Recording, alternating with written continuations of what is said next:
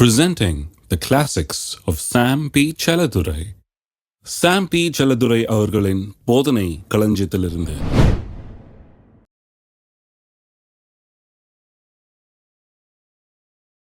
பவுல் கொலோசேயர்களுக்கு நிருபம் 3ஆம் அதிகாரத்துக்கு திருப்பிக் கொள்வோம். பெருகிற கிருபை என்கிற தலைப்பிலே போதித்து வருகிறோம். இந்த கிருபையை குறித்து போதிக்கிற இந்த போதனையில் கிருபை நம்ம எவ்வாறு மாற்றுகிறது என்பதை குறித்து போதித்து வருகிறேன். 1 கொரிந்தியர் 13க்கு நாம் சென்றோம். 13ஆம் அதிகாரம் 3ஆம் வசனம் ஒரு பெரிய திருப்பு முனையை கொடுக்கிற ஒரு வசனம் என்பதை காண்பித்தேன். ஏனென்றால் அங்கே என்ன சொல்லியிருக்கிறது, எனக்கு உண்டான யாவற்றையும் நான் அன்னதானம் பண்ணினாலும் என் சரீரத்தை சுட்டரிக்கப்படுவதற்கு கொடுத்தாலும் அன்பு எனக்கு இராவிட்டால் எனக்கு பிரயோஜனம் ஒன்றுமில்லை என்று பவுல் கூறுகிறார். அப்போனா என்ன அர்த்தம்? ஒரு பெரிய பிரின்சிபலுங்க. என்ன அர்த்தம்னா, உள்ளத்திலே ஆவியானவர் எந்தவித மாற்றத்தையும் ஏற்படுத்தாமலே, உள்ளம் தொடப்படாமல் ஆவியானவரால் மாற்றப்படாமல் அப்படி இருக்கிற மனுஷன் கூட தனக்கு உண்டான யாவற்றையும் அன்னதானம் பண்ணுகிற ஒரு நல்ல காரியத்தை செய்ய முடியும். தன்னுடைய சரீரத்தை சுட்டரிக்கப்படக்கூட ஒப்பு கொடுக்க முடியும் அப்படின்னு தான் சொல்கிறாரு. ஏன்னா இதை பண்ணினாலும் அன்பு இராவிட்டால் எந்த பிரயோஜனம் இருக்காதுன்றார். அப்போ பண்ண முடியும்னு அர்த்தம். பண்ண முடியுன்றதுனால தான் சொல்கிறார். இதை பண்ணாலும் அன்பு இல்லாதனால எந்த பிரயோஜனம் இல்லைன்றார். ஏன்னா அன்பினால் ஏவப்பட்டு அதை செய்யவில்லை. மாறின உள்ளத்திலேருந்து அது வரல, வேறு ஏதோ காரணங்களுக்காக வருது. நான் அந்த காரணங்கள்லாம் போதித்தேன். சிலருக்கு சொல்லி வச்சுருக்காங்க, கடவுள் உன்னை தண்டிப்பார், மரியாதையை நீ செய் அப்படின்னு சொல்லி வச்சுருக்காங்க. சிலர் குற்ற உணர்வு, எனக்கு இவ்வளோ இருக்குது, நான் ஏதாவது செய்யணுமே அப்படின்ற அந்த மாதிரி ஒரு உணர்வு. இப்படி பல காரியங்கள் இருக்குது. சிலர் தனக்கு நல்ல பேர் வரணும், புகழ் வரணும் இதன் மூலமாக அப்படின்னு அந்த மாதிரி நோக்கங்களை உடையவர்களாக செய்யலாம். அன்னதானம் பண்ணுறதெல்லாம் இப்போ பல்வேறு காரணங்களுக்காக பலர் அன்னதானம் பண்ணலாம். உள்ளம் மாற்றப்பட்டு வெறும் அன்பினால், நான் நேசிக்கிறேன், தேவன் அன்பாக இருக்கிறார், அந்த அன்பு எனக்குள்ளேயும் இருக்குது, ஆகவே நான் ஏதோ செய்ய விரும்புகிறேன் அப்படின்னு செய்கிறது அது வேற. அதைத்தான் இங்கே பவுல் சொல்கிறாரு. உள்ளம் மாற்றப்படாமலே ஒரு மனுஷன் எல்லாத்தையும் அன்னதானம் பண்ணலாம், சரீரத்தை சுட்டரிக்க கூட ஒப்பு கொடுக்கலாம், அது சாத்தியம் அப்படின்னு சொல்லிட்டு, உள்ளம் மாற்றப்பட்டவர்களிலிருந்து எப்படிப்பட்ட ஒரு வாழ்க்கை வெளிவருது அப்படிங்கிறத 4ஆம் வசனத்திலிருந்து சொல்கிறார். அங்கே தான் அன்பு நீடிய சாந்தமும் தயவும் உள்ளது, அன்புக்கு பொறாமை இல்லை, அன்பு தன்னை புகழாது, இருமாப்பா இராது, அயோக்கியமானதை செய்யாது, தற்பொழிவை நாடாது, சினமடையாது, தீங்கு நினையாது, அநியாயத்தில் சந்தோஷப்படாமல் சத்தியத்தில் சந்தோஷப்படும், சகலத்தையும் தாங்கும், சகலத்தையும் விசுவாசிக்கும், சகலத்தையும் நம்பும், சகலத்தையும் சகிக்கும், அன்பு ஒரு காலம் ஒழியாது அப்படிங்கிறார். அன்பு என்னெல்லாம் செய்யுன்றார்.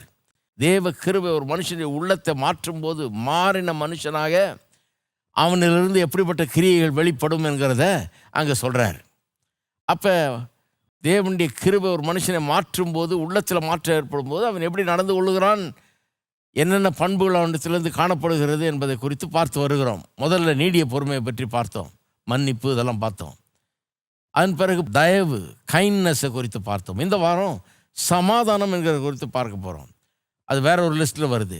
இந்த உள்ளம் மாற்றப்பட்டவன் எப்படிப்பட்ட செயல்களை செய்கிறாங்கிற லிஸ்ட்டு பல இடங்களில் வருது வேத வசனத்தில். 1 கொரிந்தியர் 13 4லேருந்து 7 வசனங்களில் வருது. இன்னொன்று கலாத்தியரில் உங்களுக்கு தெரியும் இல்லையா, ஆவியின் கனிகளை பற்றி சொல்லியிருக்கு இல்லையா. கலாத்தியர் 22ஆம் வசனத்தில் ஆவியின் கனியோ அன்பு, சந்தோஷம், சமாதானம், நீடிய பொறுமை, தயவு, நற்குணம், விசுவாசம், சாந்தம், இச்சையடக்கம்னு 9 காரியங்களை சொல்லியிருக்குது. ஆவியின் கனின்னு அதில் தான் சமாதானம்னு வருது, அந்த லிஸ்ட்டில் அது வருது. இதெல்லாம் உள்ளம் மாற்றப்பட்ட ஒரு மனிதனுடைய உள்ளத்திலிருந்து வருகிற காரியங்கள். சமாதானத்தை குறித்து இன்றைக்கு பேச போகிறோம். சமாதானத்தை குறித்து என்ன பேச போகிறோம்? இந்த சமாதானம் என்றால் என்ன? இந்த இயற்கைக்கு மேலான புத்தி கட்டாத சமாதானம் சொல்லியிருக்கு இல்லையா, அந்த சமாதானம் என்ன, அது எப்படிப்பட்டது என்பதை சொல்ல போகிறேன் முதல்ல. அதுக்கப்புறம் அதை எப்படி பேணி பண்படுத்துவது என்பதை குறித்து பார்க்க போகிறோம். இந்த பேணி பண்படுத்துவதை குறித்து ரொம்ப அதிகமாக சொல்ல போகிறேன். ஏனென்றால் இது சமாதானத்தை குறித்து மட்டும் இல்லை, மற்ற எல்லா காரியங்களுக்கும் அது பொருந்தும். மாற்றப்பட்ட இருதயத்தில் காணப்படுகிற குணாதிசயங்கள் எல்லாமே பேணி பண்படுத்தப்பட வேணும். அதுக்கெல்லாம் இந்த பிரின்சிபல்ஸ், இன்றைக்கி நான் சொல்ல போகிற பிரின்சிபல்ஸ் உதவும். எப்படி சமாதானத்தை பேணி பண்படுத்துகிறதுன்றதை பற்றி சொல்ல போகிறேன் இல்லையா, அது உதவும். அதனால் கொஞ்சம் நேரம் அதிகமாக அதில் செலவழிக்க போகிறோம். ஆகவே இந்த 2 காரியங்களை பார்ப்போம். இந்த சமாதானம்னா என்ன, இந்த சமாதானத்தை எப்படி பேணி பண்படுத்துவது என்பது. முதலாவது, இந்த சமாதானம்னா என்னன்னு பார்ப்போம். கொலோசையர் 3ஆம் அதிகாரத்தில் 1-15 வசனம் வாசிக்க போகிறேன். ஏன்னா அதை தான் இன்னைக்கு கவர் பண்ண போகிறோம் மெயினாக. அது முதல்ல வாசிடுறேன். இன்னைக்கு நீங்கள் கிறிஸ்துவுடனே கூட எழுந்தது உண்டானால் கிறிஸ்து தேவனுடைய வலது பாரசத்தில் வீற்றிருக்கும் இடத்தில் உள்ள மேலானவைகளை தேடுங்கள், பூமியில் உள்ளவைகளை அல்ல, மேலானவைகளையே நாடுங்கள். ஏனென்றால் நீங்கள் மரித்தீர்கள், உங்கள் ஜீவன் கிறிஸ்துவுடனே கூட தேவனுக்குள் மறைந்திருக்கிறது. நம்முடைய ஜீவனாகிய கிறிஸ்து வெளிப்படும் போது நீங்களும் அவருடைய கூட மகிமையில் வெளிப்படுவீர்கள். ஆகையால் விபச்சாரம், அசுத்தம், மோகம், துர்ரிச்சை, விக்கிராராதனையான பொருளாசை ஆகிய இவைகளை பூமியில் உண்டு பண்ணுகிற உங்கள் அவயவங்களை அழித்து போடுங்கள். இவைகளின் பொருட்டே கீழ்ப்படியாமையின் பிள்ளைகள் மேல் தேவ கோபாக்கினை வரும். நீங்களும் முற்காலத்திலே அவர்களுக்குள்ளே சஞ்சரித்த போது அவைகளை செய்து கொண்டு வந்தீர்கள். இப்பொழுதோ கோபமும் மூர்க்கமும் பொறாமையும் உங்கள் வாயில் பிறக்கலாகாத தூஷணமும் வம்பு வார்த்தைகளும் ஆகிய இவைகளை எல்லாம் விட்டுவிடுங்கள். ஒருவருக்கொருவர் பொய் சொல்லாதிருங்கள். பழைய மனுஷனையும் அவன் செய்கைகளையும் களைந்து போட்டு தன்னை சிருஷ்டித்தவருடைய சாயலுக்கு ஒப்பாய் பூரண அறிவடையும்படி புதிதாக்கப்பட்ட புதிய மனுஷனை தரித்து கொண்டிருக்கிறீர்களே. அதிலே கிரேக்கன் என்றும் யூதன் என்றும் இல்லை, விருத்த சேதனம் உள்ளவன் என்றும் விருத்த சேதனம் இல்லாதவன் என்றும் இல்லை, புறஜாதியார் என்றும் புற தேசத்தான் என்றும் இல்லை, அடிமை என்றும் சுயாதீனன் என்றும் இல்லை, கிறிஸ்துவே எல்லாரிலும் எல்லாமா இருக்கிறார். ஆகையால் நீங்கள் தேவனால் தெரிந்து கொள்ளப்பட்ட பரிசுத்தரும் பிரியருமாய் உருக்கமான இரக்கத்தையும் தயையும் மனத்தாழ்மையும் சாந்தத்தையும் நீடிய பொறுமையும் தரித்து கொண்டு ஒருவரை ஒருவர் தாங்கி ஒருவர் பேரில் ஒருவருக்கு குறைபாடு உண்டானால் கிறிஸ்து உங்களுக்கு மன்னித்தது போல ஒருவருக்கொருவர் மன்னியுங்கள். இவை எல்லாவற்றின் மேலும் பூரண சர்க்குணத்தின் கட்டாகிய அன்பை தரித்து கொள்ளுங்கள். தேவ சமாதானம் உங்கள் இருதயங்களில் ஆழக்கடவது. இதில் இந்த வசனங்கள் எல்லாம் எல்லாத்தையுமே விளக்கப் போகிறேன். ஆனால் முதல்ல இதை கவனிங்க. 15ஆம் வசனம் முதல் பகுதியை கவனிங்க. தேவ சமாதானம் உங்கள் இருதயங்களில் ஆழக்கடவது என்று சொல்லப்பட்டிருக்கிறது. இதே போல் பிலிப்பியர் 4ஆம் அதிகாரத்தில் இன்னொரு வசனம் வருது. அதை கவனிங்க. 4ஆம் அதிகாரம் 7ஆம் வசனம் பாருங்கள். அப்பொழுது எல்லா புத்திக்கும் மேலான தேவ சமாதானம், இங்கேயும் பாருங்கள் அந்த தேவ சமாதானத்தை பற்றி சொல்லியிருக்குது. எல்லா புத்திக்கும் மேலான தேவ சமாதானம் உங்கள் இருதயங்களையும் உங்கள் சிந்தைகளையும் கிறிஸ்து இயேசுவுக்குள்ளாக காத்துக்கொள்ளும்னு சொல்லிட்டு 11ஆம் வசனத்தில் ரொம்ப இன்ட்ரெஸ்டிங்கான ஒரு விஷயத்தை சொல்கிறார். இன்னொரு பெரிய பிரின்சிபல் இங்கே. என் குறைச்சலினால் நான் இப்படி சொல்லுகிறதில்லை. பிலிப்பியர் 4:11. குறைச்சலினால் இப்படி சொல்லுகிறதில்லை, ஏனெனில் நான் எந்த நிலைமையில் இருந்தாலும் மனரம்யமாக இருக்க கற்றுக்கொண்டேன். தாழ்ந்திருக்கவும் எனக்கு தெரியும், வாழ்ந்திருக்கவும் எனக்கு தெரியும், எவ்விடத்திலும் எல்லாவற்றிலும் திருப்தியாக இருக்கவும் பட்னியாக இருக்கவும் பரிபூர்ணமடையவும் குறைவுபடவும் போதிக்கப்பட்டேன் அப்படின்னு இருக்குது. அப்போ இங்கே ஒரு பெரிய பிரின்சிபலை இங்கே வெளிப்படுத்துகிறார். ஒரு இன்ட்ரெஸ்டிங் பிரின்சிபல். அது என்னவென்றால், அதாவது குறைச்சல், தாழ்ச்சி, இப்படிப்பட்ட சூழ்நிலைகள் சமாதானத்தை இழக்க பண்ணுவதில்லை. நம்மை சூழ்நிலைகளால் நம் சமாதானத்தை இழந்து விடுவது கிடையாது. உள்ளம் சரியாக இருந்தால், இருதயம் சரியாக இருந்தால், சூழ்நிலை எப்படி இருந்தாலும் சமாதானத்தை நம்ம உள்ளத்தில் தக்க வைத்துக் கொள்ளுகிறோம். நாம் என்ன நினைக்கிறோம், சில சூழ்நிலைகள் நேரிடும் போது, இன்றைக்கி நடக்கிற மாதிரி இப்படிப்பட்ட சூழ்நிலைகள் உண்டாகும்போது, இந்த கொரோனா சூழ்நிலை மாதிரி சூழ்நிலை உண்டாகும்போது சிலருக்கு சமாதானமே போயிடுது. நாம் என்ன நினைக்கிறோம், இந்த சூழ்நிலை தான் நம்ம சமாதானத்தை கெடுத்துருச்சுன்னு. கிடையாது. சூழ்நிலை சமாதானத்தை கெடுக்க முடியாது. அதுதான் இங்கே பிரின்சிபலாக பவுல் சொல்கிறாரு. அவருடைய பசி, பட்டினி, குறைவு, தாழ்ச்சி சமாதானத்தை கெடுக்கலை. எது சமாதானத்தை கெடுக்கக்கூடியது எதுனா இருதயத்தின் நிலைமை. நம்முடைய இருதயம் எப்படி இருக்குதுன்றது ரொம்ப முக்கியம். பாருங்க, இருதயம் கரெக்டாக இருந்ததுன்னா, இருதயம் போதிக்கப்பட்ட இருதயமாக இருந்தால், இருதயம் எல்லா சூழ்நிலையிலையும் சமாதானமாக இருக்கக்கூடிய இருதயமாக இருந்தால் சூழ்நிலைகளை அதை ஒன்றும் அசைக்க முடியாது. ஆனால் இருதயம் அப்படி போதிக்கப்படலை, இருதயம் அப்படி ஸ்திரமான இருதயமாக இல்லை, நல்ல இருதயமாக இல்லைன்னா சூழ்நிலைகள் இந்த சமாதானத்தை அது கெடுக்கிறது இல்லை. இருதயம் நல்லா இல்லாததுனால சூழ்நிலை இந்த சமாதானத்தை கெடுக்க தூண்டுகிறது. அது சமாதானம் கெடுறது சூழ்நிலையினால இல்லை, சமாதானம் கெடுறது இருதயத்தினால. சூழ்நிலை அதை தூண்டுகிறது. தூண்டி இருதயத்தில் என்ன இருக்குதுன்றதை வெளிப்படுத்துகிறது. சூழ்நிலை இது உள்ளே இருக்கிறத வெளியே கொண்டு வருது. சூழ்நிலை மோசமாக இருக்கும்போது உள்ளே என்ன இருக்குதுன்றது வெளியே வந்துடுது. பவுல் சொல்கிறார் பாருங்க, எனக்கு இது வாழ்ந்திருக்கவும் தெரியும், தாழ்ந்திருக்கவும் தெரியும், பசி பட்னியில் இருக்கவும் தெரியும், நிறைவாக இருக்கவும் தெரியும் அப்படின்றார். எப்படி இருக்கவும் நான் கற்றுக்கொண்டேன், போதிக்கப்பட்டேன்றார். என்ன அர்த்தம்? பட்னியாக இருக்கிறது போதிக்கப்படணுமா? எங்களுக்கு அந்த காலத்தில் சொன்னாங்க பாருங்கள், நீ ஊழியத்துக்கு நல்லா ட்ரைனிங் எடுக்கணும், ஏன்னா பட்னியாக இருக்கிறதுக்கு ட்ரைனிங் எடுக்கணும், அதுதான் ஊழியத்தில் ரொம்ப முக்கியமான ட்ரைனிங்னாங்க. பட்னியாக இருக்கிறது ட்ரைனிங். நான் கூட அது உண்மை தான் நினச்சேன். அப்புறம் தான் எனக்கு விளங்க ஆரம்பிச்சிது, பட்னியாக இருக்கிறதுக்கு ஒரு ட்ரைனிங் கிடையாது. உலகத்தில் எவ்வளோ பேர் பட்னியாக இருக்கிறாங்க. பாவம், அவர்களுடைய வறுமையினால் சாப்பாடு இல்லாமல் எத்தனையோ வேளை பட்னியாக இருக்கிறவர்கள்லாம் உண்டு. ஒரு நாளைக்கு ஒரு வேளை சாப்பிட்றது கூட முடியாமல் பட்னியாக இருக்கிறவர்கள்லாம் உலகத்தில் இருக்கிறாங்க. வயிற்றில் ஈர துணியை கட்டிக்கிட்டு, பல்லை கடிச்சிக்கிட்டு, வெறும் தண்ணியை குடிச்சிக்கிட்டு அப்படியே கிடக்கிறாங்க. ஏனென்றால் அவர்களுக்கு வேறு வழி இல்லை.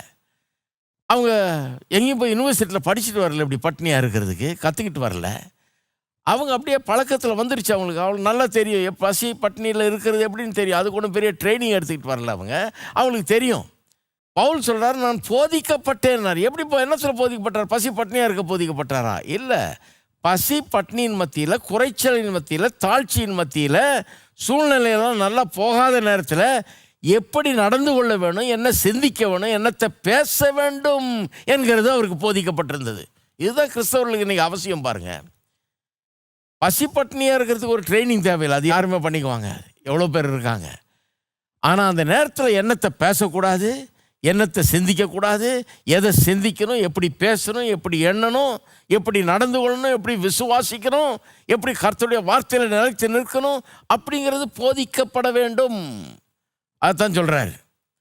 அப்போ சூழ்நிலைகளால் சமாதானம் கெடுறதில்ல, இருதயம் சிரமம் இல்லாதனால, இருதயம் நல்ல இருதயமாக இல்லாதனால சூழ்நிலைகள் என்ன பண்ணுது, இருதயம் நல்ல இருதயம் இல்லைன்றதை வெளி கொண்டு வந்துடுது.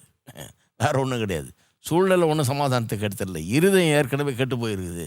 அதனால தான் சமாதானம் இல்லை. இருதயத்தின் நிலையின் நிமித்தமாக தான் சமாதானத்தை இழக்கிறோமே தவிர சூழ்நிலையின் நிமித்தமாக இல்லை. சூழ்நிலையின் நிமித்தமாக இழக்கிறதா இருந்தால் பவுல் பட்னியாக இருக்கப்போ இழந்திருக்கணும், குறைச்சல் இருக்கும்போது இழந்திருக்கணும், தாழ்ந்திருக்கும்போது இழந்திருக்கணும். இல்லை, நான் அதுக்கெல்லாம் போதிக்கப்பட்டிருக்கிறேன். மன ரம்மியமாக இருக்க கற்றுக்கொண்டேன் எல்லா சூழ்நிலையில்ன்றார். சமாதானம் எங்கேயும் போயிடாதுன்றார். சூழ்நிலைகள் என்ற சமாதானத்தை எடுத்து போடாது அப்படிங்கிறாரு. சரி, அப்போ இதை கொஞ்சம் நல்லா ஆழமாக கவனிப்போம். இந்த சமாதானத்தை பற்றி சில காரியங்களை இந்த வேதவசனம் சொல்லுகிறது. கவனிங்க. பிலிப்பியர் 4:7 எப்படி சொல்லியிருக்குது? எல்லா புத்திக்கும் மேலான தேவ சமாதானம் உங்கள் இருதயங்களும் உங்கள் சிந்தைகளையும் கிறிஸ்து இயேசுக்குள்ளாக காத்து கொள்ளும். will guard your hearts. இந்த வேர்ப்ஸை கவனிங்க. அந்த செயலை காட்டுகிற வார்த்தைகள், வேர்ப்ஸ்ன்னு சொல்கிறோம் இல்லையா? செயல் என்ன பண்ணுது, சமாதானம் என்ன பண்ணுதுன்றது சொல்லுது. காத்து கொள்ளுமா? எதை காத்துக்கொள்ளும்? இருதயத்தையும் சிந்தனையும் காத்து கொள்ளுமா. அதாவது ஒரு கோட்டை சுவரை சுற்றி போர்ச்சேவர்கள் எப்படி வலம் வந்து சுற்றி வந்து எதிரியின் தாக்குதலுக்கெல்லாம் ஆளாகாதபடி அந்த கோட்டை சுவர் மேல் நின்று காத்து கொள்ளுகிறார்களோ, சுற்றி வந்து பாதுகாக்கிறார்களோ, அதுபோல் சமாதானம் உங்களுடைய இருதயத்தில் இருக்கும்போது உங்களுடைய இருதயத்துக்குள்ள, உங்களுடைய மனதுக்குள்ள எந்த தீங்கும் வந்துடாதபடிக்கு, எந்த கலக்கமும் வந்துடாதபடி, எந்த பயமும் வராதபடிக்கு அந்த சமாதானம் உங்கள் இருதயங்களையும் சிந்தனைகளையும் காத்து கொள்ளும் என்று வேதம் சொல்லுகிறது. அப்போ இது ஒரு ஜீவிக்கிற வல்லமை. சமாதானம்னா நிறைய பேர் என்ன நினைக்கிறாங்க, அது ஒரு விதமான ஃபீலிங் நினைக்கிறாங்க. சமாதானமாக இருக்குதுங்க அப்படின்னா நல்லா ஃபீல் பண்ணுறேன் அப்படின்ற விதத்தில் சொல்கிற மாதிரி இருக்குது. சமாதானம் ஒரு ஃபீலிங் இல்லைங்க. சமாதானம் இருதயத்தின் ஒரு நிலை. சமாதானம் ஒரு வல்லமை. நம்முடைய ஜீவியத்துக்குள்ளே ஒரு ஜீவிக்கிற வல்லமை. அது உள்ளே என்ன பண்ணுது, செயல்படுது.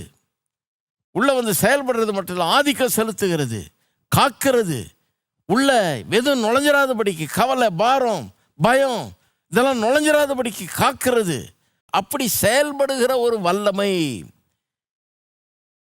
இந்த சமாதானம் என்பது. ரெண்டாவது, சமாதானம் ஆளுகிற ஒன்று. அதுதான் கொலோசியர் 3:15 சொல்லுகிறது. தேவ சமாதானம் உங்கள் இருதயங்களில் ஆழக்கடவுது. ஆழக்கடவுது. அந்த ஆழக்கடவுதுன்ற வார்த்தையை பாருங்கள், என்ன பண்ணுது? அதான் வேர்ப். மறுபடியும் ஆழக்கடவுது. Let it rule. யோவான் 14:27 இயேசு தம்முடைய சீஷர்கள் மத்தியில் ஒரு வார்த்தையை அங்கே சொல்கிறார். சமாதானத்தை உங்களுக்கு வைத்து போகிறேன், என்னுடைய சமாதானத்தை உங்களுக்கு கொடுக்கிறேன். உலகம் கொடுக்கிற பிரகாரம் நான் உங்களுக்கு கொடுக்கறதில்லை. உங்கள் இருதயம் கலங்காமலும் பயப்படாமலும் இருப்பதாக சொல்கிறாரு. உலகம் தர்ற சமாதானத்தை தரல. பெரிய வித்தியாசம் இருக்குது உலகம் தர்ற சமாதானத்துக்கும் அவர் தர்ற சமாதானம், அவர் வச்சுட்டு போயிருக்க சமாதானத்துக்கும். என்ன வித்தியாசம்? உலகம் தர்ற சமாதானம் சூழ்நிலையில் சார்ந்து இருக்குது, நாளைக்கு இல்லாமல் போயிடுது. சூழ்நிலை மோசமாக இருக்கும்போது சமாதானம் இல்லாமல் போயிடுது. தேவன் தருகிற சமாதானம் அது வித்தியாசமான சமாதானம். உலகம் கொடுக்கிற பிரகாரம் நான் உங்களுக்கு கொடுக்கறது இல்லை.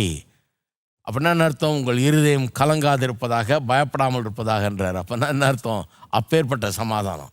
பயப்படக்கூடிய கலங்கக்கூடிய சூழ்நிலை ஏற்பட்டாலும் கலங்காமல் பயப்படாமல் இருக்க வைக்கக்கூடிய அப்பேற்பட்ட ஒரு சமாதானம். உதாரணத்துக்கு ஒரு கண்ணாடி எடுத்துக்கங்க. அந்த கண்ணாடியில் ஒரு வெளிச்சம் கிடையாது. ரூமில் அறையில் வெளிச்சம் இருந்தால் கண்ணாடியில் முகத்தை பார்க்கலாம். இருக்கிறத கண்ணாடி காட்டும் இல்லையா? கண்ணாடி இந்த வெளிச்சத்தில் இருக்கிற அந்த உருவத்தை பிரதிபலிக்கும் ஒழிய கண்ணாடிக்குள்ளே ஒன்றும் கிடையாது. கண்ணாடிக்குள்ளே அதுக்கு ஒரு தனி வெளிச்சம் கிடையாது. இந்த வெளிச்சத்தில் இருக்கிற உருவத்தை அது பிரதிபலிக்கும். இந்த இருதயம், மனுஷனுடைய இயற்கை இருதயம்ங்கிறது அப்படிப்பட்டது. அது சூழ்நிலையில் அப்படியே பிரதிபலிக்கும். பாருங்க, சூழ்நிலை என்னவா இருக்குதோ அதை இந்த கண்ணாடியில் பார்க்கலாம். இருதயம் என்கிற இந்த கண்ணாடியில் அது தெரியும். சூழ்நிலை என்ன இருக்குதோ அதுதான் காட்ட முடியும். இங்கே ஒன்று இருந்து இங்கே வேற ஒன்று காட்டாது. கண்ணாடி முன்னால் நின்னீங்கன்னா நீங்கள் அலங்கோலமாக இருந்து கண்ணாடி அழகாக காட்ட முடியாது. அலங்கோலமாக இருந்தால் அலங்கோலத்தை தான் காட்டும், அழகாக இருந்தால் அழகாக தான் காட்டும். கண்ணாடி போய் சொல்ல முடியாது. அப்போ இருதயம் என்பது அப்படி தான். சூழ்நிலை என்ன இருக்குதோ அதை அப்படியே பிரதிபலிக்கிறது. அந்த கண்ணாடிக்கே ஒரு வல்லமை கிடையாது. அந்த கண்ணாடி தானாக ஒரு உருவத்தை எடுத்து காட்ட முடியாது. இந்த சூழ்நிலையை வச்சு இங்கே வெளியே என்ன உருவம் இருக்குதோ அதைத்தான் அந்த கண்ணாடி காட்டுகிறது இல்லையா? அதுதான் மனுஷனுடைய இருதயம். சூழ்நிலையை அப்படியே காட்டுகிறது. சமாதானமான சூழ்நிலை இருந்ததுன்னா இருதயம் அந்த சமாதானமான காரியத்தை காட்டுகிறது. அவ்வளோதான். அந்த காட்சியை காட்டுகிறது. அதுக்குள்ளே எதுவும் கிடையாது. ஆனால் நாம் இங்கே சொல்கிறது கர்த்தர் கொடுத்துட்டு போன சமாதானம். அதாவது கண்ணாடிக்குள்ளேயே வெளிச்சம் இருந்தால் எப்படி இருக்கும்? அதுவே ஒரு உருவத்தை காட்டினா இருக்கும். அந்த மாதிரி கர்த்தர் நமக்கு சமாதானத்தை கொடுத்துட்டு போயிருக்காரு. சூழ்நிலை நம்ம ஆளுகிறது இல்லை. நம்முடைய இருதயத்தில் இருக்கிற சமாதானம் சூழ்நிலையை ஆளுகிறது. சூழ்நிலை எப்படி இருந்தாலும் அதன் மத்தியிலும் சமாதானம் நம்முடைய உள்ளத்தை ஆளுகிறது. வெளியே எப்படி இருந்தாலும் உள்ள இருதயம் சமாதானத்தால் நிறைந்திருக்கிறது. வெளியே இருக்கிறதுனால உள்ளத்தில் அதுதான் இருக்கின்ற அர்த்தம் கிடையாது. இது வேற விதமான ஒரு காரியம். இங்கே இயேசுவே சமாதானத்தை கொடுத்துட்டு போயிருக்கிறாரு. அந்த சமாதானத்தை உடையவர்களாக நாம் இங்கே இருக்கிறோம். அது உள்ளே இருக்குது, அது ஆளுகிறது, அது ஆதிக்கம் செலுத்துகிறது, அது பயத்தை விரட்டுகிறது, கலக்கத்தை நீக்குகிறது. எல்லா சூழ்நிலையிலும் அது சமாதானத்தை காக்கிறது. சரி, மூன்றாவது, இந்த சமாதானம் தேவ சமாதானம் என்று இங்கே சொல்லி இருக்கிறது. இது நாமே டெவலப் பண்ணுற ஒரு சமாதானம் இல்லை. நாமே வரவழைத்து கொள்ளுகிற, உற்பத்தி செய்கிற, வளர்த்து கொள்ளுகிற சமாதானம் இல்லை. இது நமக்கு தேவனோடு கூட இருக்கிற உறவினாலே உண்டாகிற ஒரு சமாதானம்.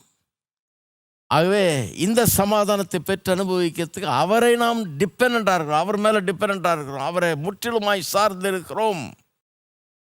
அவர் கொடுக்கலனா இந்த சமாதானம் இருக்க முடியாது. உங்களுக்கு சொந்தமாக இது கிடையாது. அவர் கொடுத்து அவர்கிட்ட வந்த ஒரு ஈவாக இது இருக்கிறது. அது வந்திருக்குதா? கிடைச்சிருக்கா உங்களுக்கு? ஆகவே இந்த சமாதானம் எப்படிப்பட்ட ஒரு சமாதானம்? இது முதலாவது, இது ஒரு ஜீவிக்கிற வல்லமை. இது என்ன பண்ணுது? நம்முடைய இருதயத்தை காக்கிறது, மனசை காக்கிறது. இது ஆளுகிற ஒரு சமாதானம். எல்லா சூழ்நிலையிலும் நம்ம ஆண்டு கொள்ளுகிறது. மூன்றாவது, இது தேவ சமாதானம். தேவனிடத்திலிருந்து நமக்கு கிடைக்கிற ஒரு சமாதானம்.